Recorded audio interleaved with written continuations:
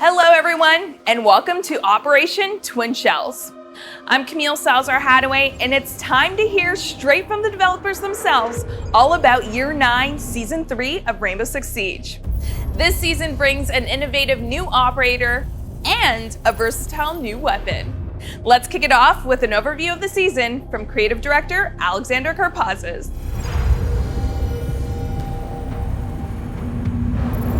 Year 9 Season 3 is all about Operation Twin Shells.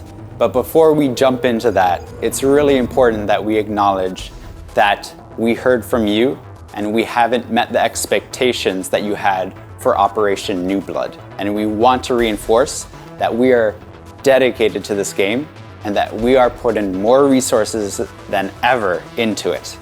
And you'll start to see that with Operation Twin Shells. Operation Twin Shells is all about the new operator as well, Skopós. This is Kyrie Galanos, who's one of the original operators from Rainbow Six, and she comes with 2 shells that she can control. This is a testament to the creativity of the game and the talent of our team to come up with unique operators like this that are still game changers. We're also introducing updates to anti-cheat and anti-toxicity, which is a major priority for us for the future of the game. And we have more like the Siege Cup coming in beta phase. We also have balancing changes. We have After Action 2.0 coming online, and we have so much more for you. We can't wait to dig into it. So let's begin. Let's talk about an important topic right off the bat. Cheating and toxicity are not just concerns for you, they are critical issues for us as well. To address this, we've restructured our team to dedicate even more resources to these challenges. Now, to share exclusive details and updates on the current and upcoming player protection projects, here's Alexander Karpazes and product owner Lancelot Seiji. We want to assure you that we have more than just one security system in place. More than just BattleEye, we have 6 detection systems running at any given time so that we can catch cheaters. And we're constantly improving these systems. On top of this, we want to talk about a pillar as well for our anti-cheat, which is binary hardening. Binary hardening is the act of obfuscating and making it harder for cheat makers to access the game. Think of it like a giant library, where a cheat maker is trying to find a specific book. For us, we'll be trying to change that book's location as much as possible. And even on top of that, changing the shelves and the entire library so that it's as confusing and as hard for a cheat maker as possible, so that in the end, they cannot effectively make cheats for our game. When it comes to Siege Cup, for those that have won and have cheated, they will be banned. But of course, their teammates will have access revoked from Siege Cup as well, ensuring that competitive integrity remains in Siege. Another area of improvement is time to ban. 75% of bans are happening 12 hours sooner now. And this is something that we'll be working on in the future to reduce that time as much as possible.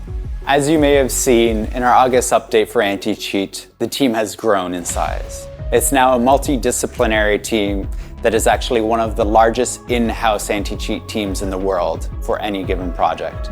And for us, that means we're totally dedicated to making sure that Siege is the best it can be when it comes to anti-cheat. In the anti-toxicity team, our mission is simple: ensuring a safe space for all players in Rainbow Six Siege. It means protecting the community from recurrent and highly toxic players while rewarding recurrent positive behavior. Our mission includes handling features like reverse friendly fire, Texas censorship, reports, abandoned penalties, match cancellation, commendation system, and of course, the reputation system.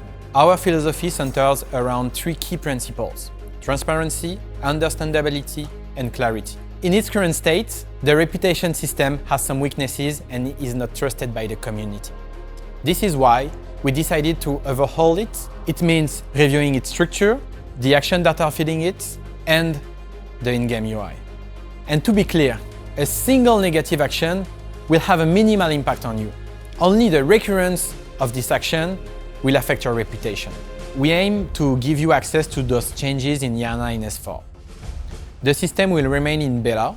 It means no impact on standing until we are 100% confident it meets your and our standards of transparency, understandability, and clarity.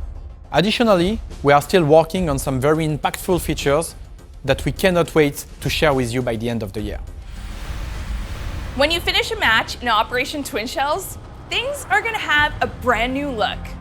Please welcome senior game designer Vladimir Kozik to walk you through the new post-action report.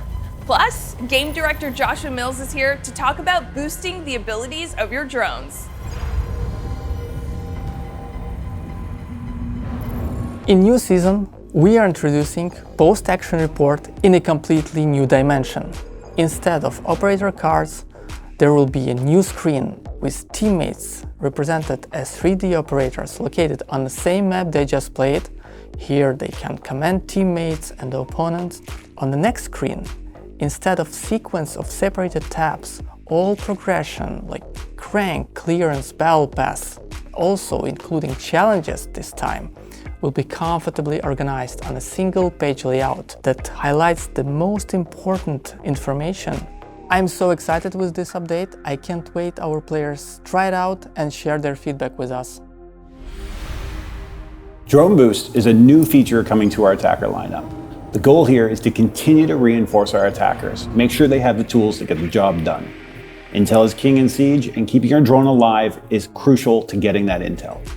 Some of the changes we did to Solis helped with that, but we want to go further. We want to give more power to our players, specifically the attackers. So Drone Boost means you can actually boost your drone a maximum of 3 times, 3 seconds per boost. You can cancel it mid-boost to quickly evade, quickly close distances, and each boost, once expended, takes 6 seconds to recharge. So the boost resource system is actually kind of similar to Maverick's Torch in the sense that you can cancel the action at any time and it doesn't fully deplete the boost. So you can cut up a boost as needed, but again, you'll only have 3 full ones. Drone Boost isn't limited to just the default drone. The Kludges from Brava or even Twitch's drone can also take advantage of this feature. If Mozzie happens to get his hands on one of these drones and there's still charges left, so that's the key factor here. If there's still charges on that drone, now they're Mozzie's to use. So the future of drones in Siege is really focused on their economy, which means making sure they can survive longer, or at least giving our players the ability and the tools they need in order to make sure their drones can survive longer. They should be used more regularly in the middle and late game of the rounds, and we want to make sure that you have those tools in your arsenal to be able to make things happen. If you like competition, this next update is for you. The new Siege Cup beta is coming this season for select players to test their 5 stacks in intense tournament play. A new reward system is coming as well for both Siege Cup and ranked matches. Plus, a few more interesting updates that live content director Christopher Budgeon is going to tell you all about.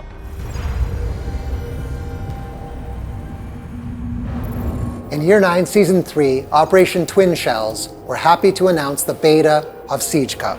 We made the decision to restrict Siege Cup beta to the PC platform because we can be much more reactive. If something happens with the Siege Cup, we can address it much faster than with other platforms.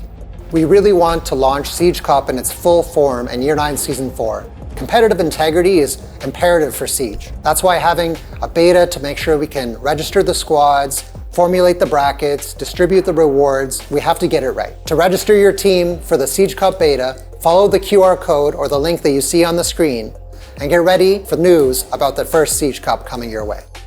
With Siege Cup, you have to register as a 5-stack, meaning that you have to bring 4 of your friends, get ready to compete until the tournament is over. Once the Siege Cup starts, you're there committed to the Siege Cup to play until you get eliminated or, of course, win the tournament. We see the Siege Cup beta as our most competitive playlist, even more so than ranked, because the stakes are extremely high. The first Siege Cup will be near the beginning of Year 9 Season 3, and after the finish of the first tournament, we'll run another every 2 weeks for the remainder of Year 9 Season 3. In Year 9 Season 3, we're introducing a new currency called competitive coins. Competitive coins are exclusive to our competitive playlist, that being ranked and Siege Cup. Get as far as you can within the ranks, as well as play as many Siege Cups as you can to get competitive coins to open these exclusive packs. In Year 9 Season 3, all console players will receive 1 free competitive pack. Move up the ranks, get as many competitive coins as you can, so you can continue to open packs in that collection. Starting in Year 9 Season 3, when you're waiting for your next match, whether it's in Ranked, Quick Match, or even the Siege Cup, you'll be able to enter the shooting range to stay warmed up, ready for your next match. Additionally, we've also added a cover feature within the aiming lane. Now you can have covers pop up from the ground, dummies will hide behind them and take position as you try to eliminate them as you warm up your aim. Both PC and console players will be able to enter the shooting range during matchmaking. 1v1s have become more popular within Siege, and that's why we've now added a 1v1 custom preset in Custom Game. There are two presets for 1v1s in Custom Game, short and long. The short preset allows you to play 6 rounds with 4 rounds to win and 1 overtime round. In the long preset, it's the first to 8 rounds, but if the match gets tense and it's really tight, there are 3 overtime rounds. In both of the 1v1 presets, all maps are available. The prep phase has been lowered to 20 seconds. It's perfect for one player to get set up and ready for the attack. The Bomb Game Mode is the featured game mode in both 1v1 presets. Roles swap every round. You play attack, then defense. This will continue until whoever finally wins the match. With every new season, the question arises, which operators will be targeted for balancing and how will they change? Game designer David Perpignan has all the answers, plus spoilers. It's Solis, Dokkaebi, and Nook.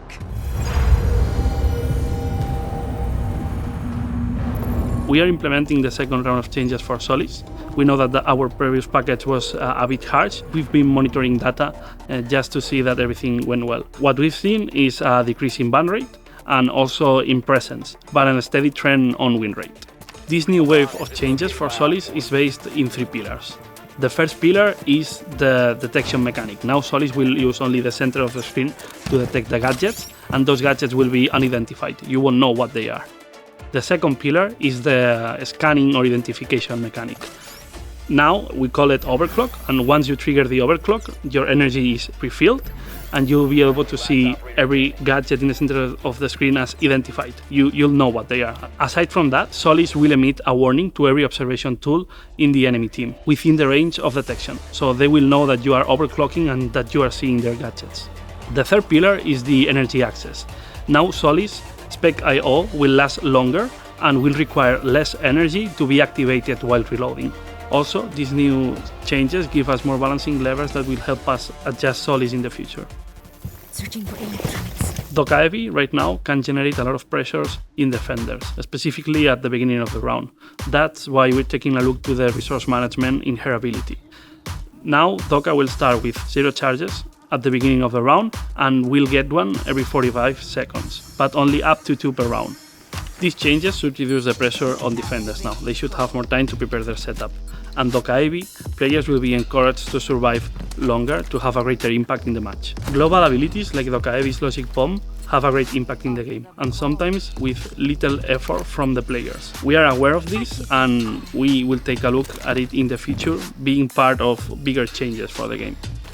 See you around. So Nock is receiving a buff. We think that camera scrubbing and intel deception is how stealth should look in Rainbow, and that's what Nock does. The changes we are making are affecting how Nock's ability consumes energy. Instead of being time-based, they will be action-based. That means that some actions like walking won't consume any of your energy, but if you sprint or shoot, your energy will be consumed. These changes aim to make Nock more patient. We want Nock to be better at flank watching, cutting rotations, and increasing the uncertainty on defenders. We want them to feel like there's a monster in the house. Nock and Smoke's FMG9 is getting a buff. We are reviewing its recoil to make it more comfortable when you're shooting at longer distances, specifically when you're using magnified scopes. The objective of these changes is to improve the player perception and balance of those operators while keeping the frustrations away. There will be more changes in this season. For example, we are taking a look at the proximity alarm and its synergy with Sentry, and also at the delayed timer for explosions on the Claymore. A big update for Versus AI is coming in Operation Twin Shells, as you'll now be able to play as a defender and face off against a squad of attacker bots.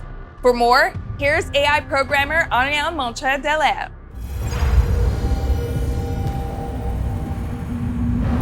Versus AI is a game mode designed for new players to provide them with a safe environment where they can learn and practice before their first ranked experience.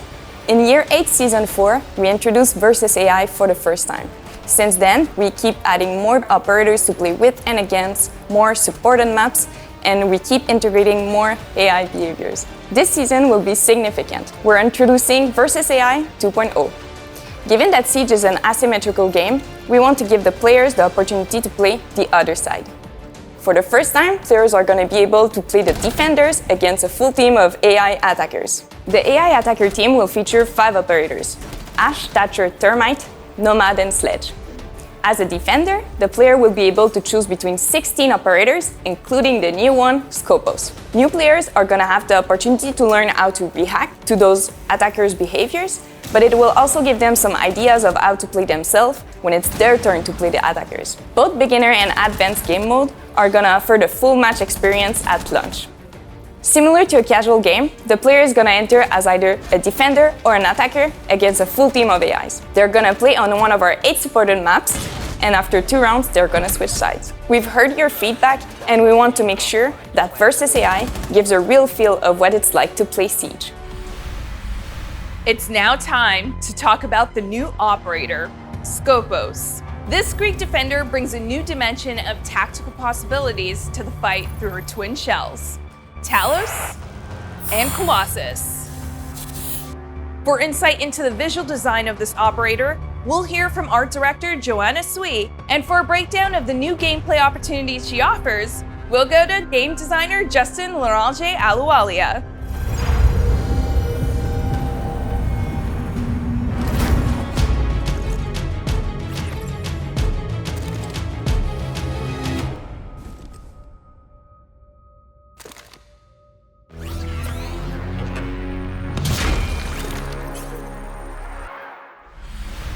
Skopós is from Raven Shield era, and her name is Kouris Galanos. Her visual design is really based off of her story background and the trauma that she went through.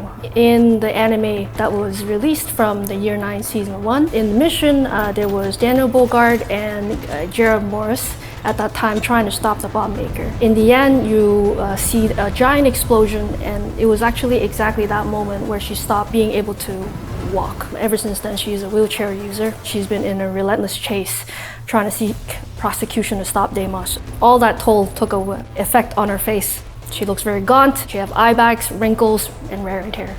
Skopós is a master strategist. She adapted her wheelchair into her command center like a pilot seat.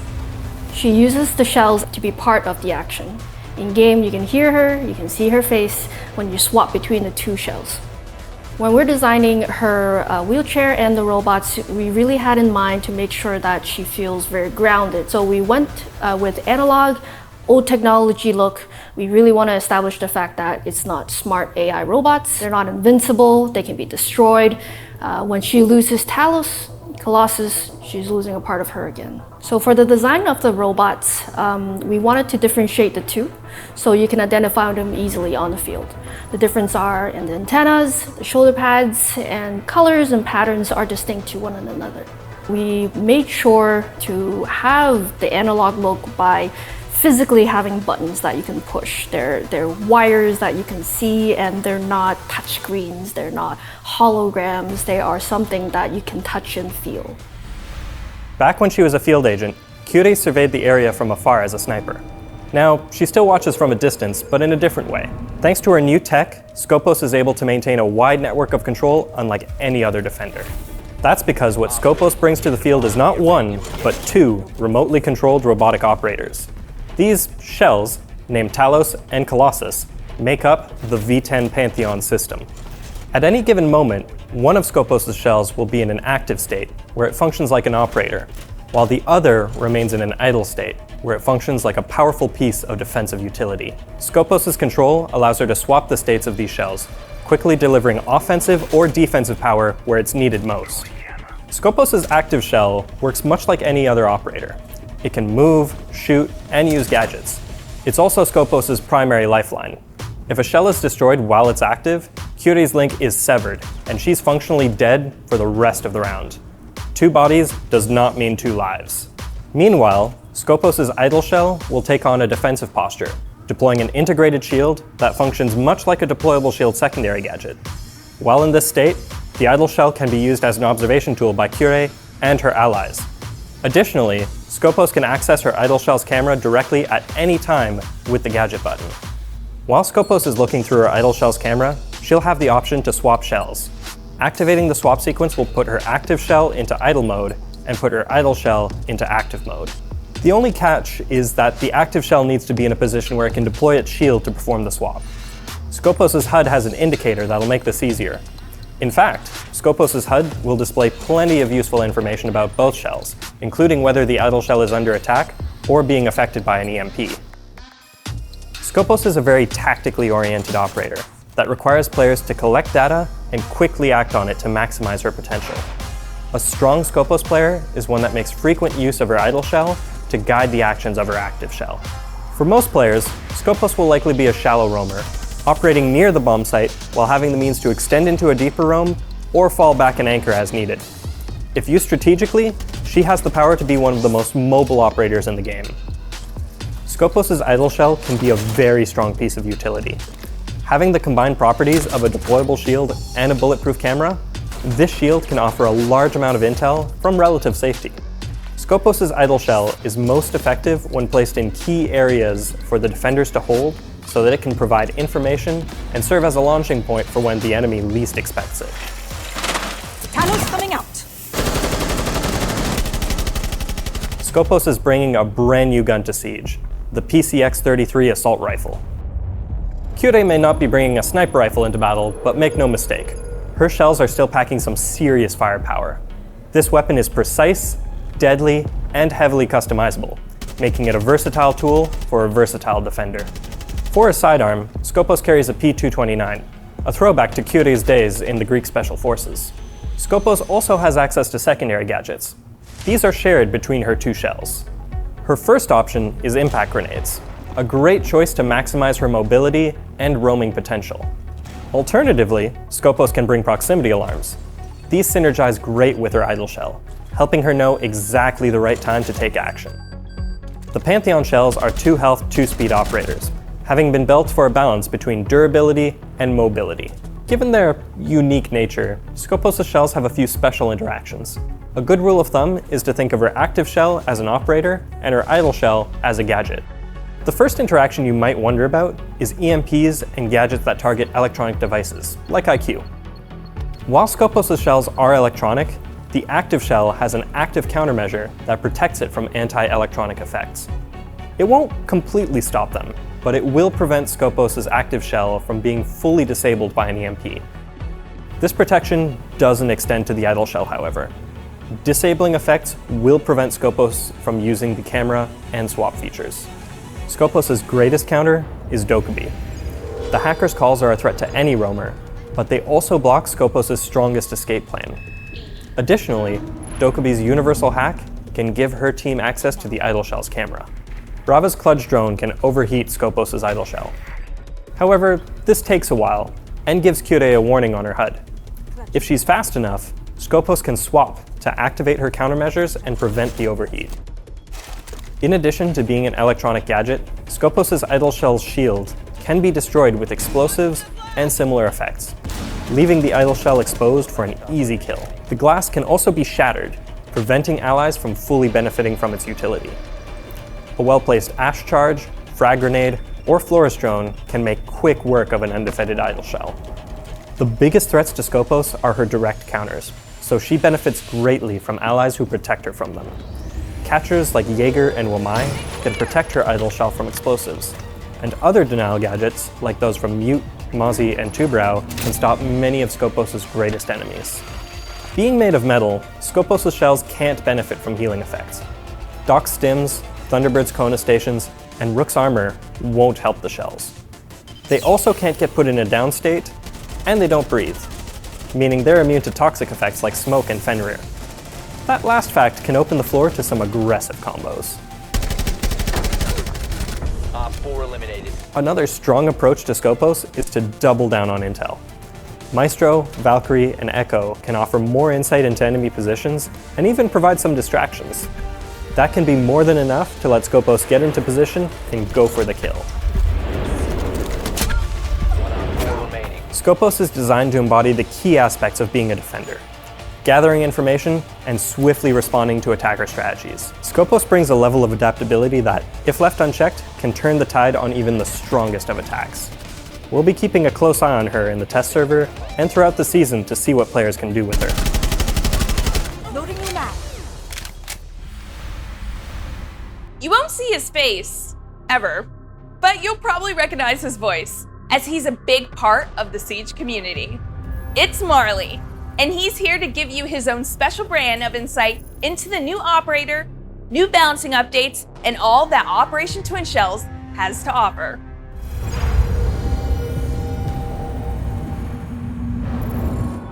First impression of the new operator was definitely, oh, they've broken the game, this is it. But then when you see how it actually plays, it's amazing, it's mind-blowing, and it's definitely the most versatile operator on defense. The new weapon she's got is another assault rifle on defense. I love it, I love that weapon. The best strategy that I've found with the new operator so far is definitely finding my typical mirror window hiding spots on defense and planting one of the shells in the corner and hoping everybody walks right past it, and then switching to the shell when needs be, and yeah, the rest is history. During the playtest, the hardest counter that I noticed, definitely feel like Flores drones are a big issue. If you're leaving your body somewhere, it's gonna get destroyed.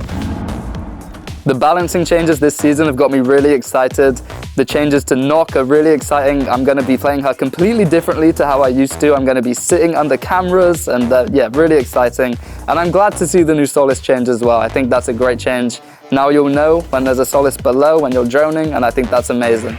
Oh, the Siege Cup's going to be another level. So ranked is sweaty and fun and competitive, but Siege Cup is going to bring a whole new level of sweat and passion to Rainbow Six Siege that I can't wait for. Who will I want to challenge in the 1v1 custom match? What a silly question. Jinxie, I'm ready. Overall, I think it's a really refreshing and exciting season. Year 9 Season 3 is bringing what I think is one of the most exciting operators I've seen in a long time. I can't wait to see all the fun and different plays coming from people. And I just think overall, alongside the balancing changes, it's just going to be a great season, and I can't wait for it to launch. And that's the full rundown for Operation Twin Shells, which is hitting the season test server tomorrow. Jump in and see how Skopós, Talus, and Colossus change the way you defend a site. And as always, remember to report issues you encounter while playing to R6Fix for a chance to earn a tidy reward for your efforts. Now, don't leave just yet, because we've got one more thing for you. It's Jaeger in space!